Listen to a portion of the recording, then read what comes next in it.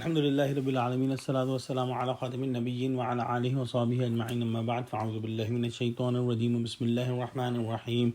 قال الله تعالى في سورة البقرة ويسألونك عن المحيض قل هو أذى فاعتزلوا النساء في المحيض ولا تقربوهن حتى يطهرن فإذا تطهرن فأتوهن من حيث أمركم الله إن الله يحب التوابين ويحب المتطهرين. Translation: They ask you about menstruation. Say, it is hurtful impurity. So let women alone during menstruation and do not go into them until they are cleansed.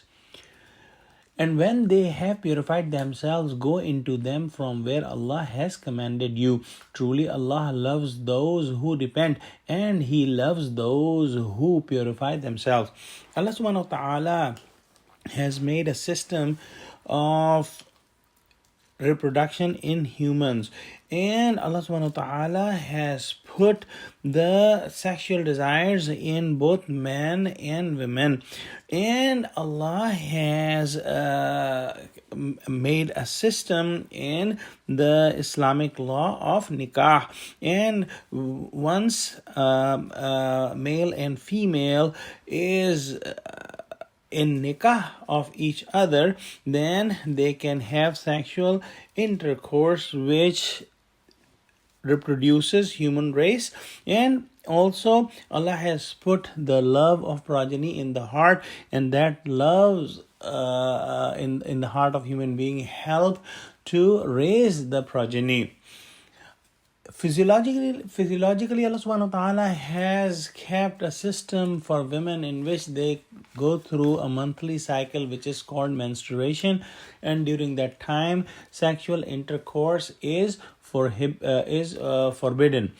And Allah subhanahu wa ta'ala has commanded to stay away in terms of sexual intercourse during that time. There is a narration by Hazrat Anas bin Malik Raziyallahu Ta'ala Anhu that Jews had a way that whenever their women had menstruation, they would not eat or drink with them, and they would not even live with them in their houses.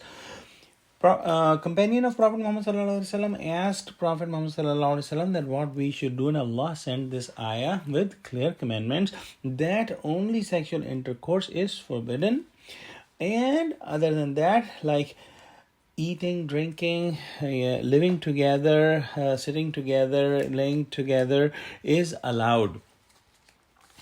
In this ayah, Allah subhanahu wa ta'ala has given a commandment that after the women have cleansed themselves and they are purified, the men can go into them from where Allah has commanded. Meaning Allah has given the understanding that where to go and how to do the sexual intercourse, and all the animals have been given this instinct also. In this ayah, what is prohibited is the action of the people of Lut alayhi salam, who did unnatural ways to satisfy their sexual desires.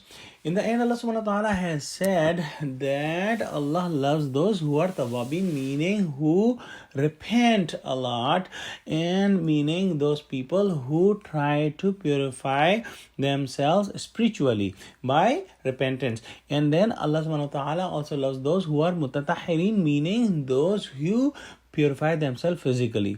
So Allah loves those who are spiritually purified and who are physically purified. So let's pray to Allah subhanahu wa ta'ala that, oh Allah, give us true understanding of Quran and the Quranic commandments, and make us among those who are spiritually and physically purified. Ameen. Wa akhiru da'wana alhamdulillahi rabbil alameen. Wassalamu alaikum wa rahmatullahi wa barakatuhu.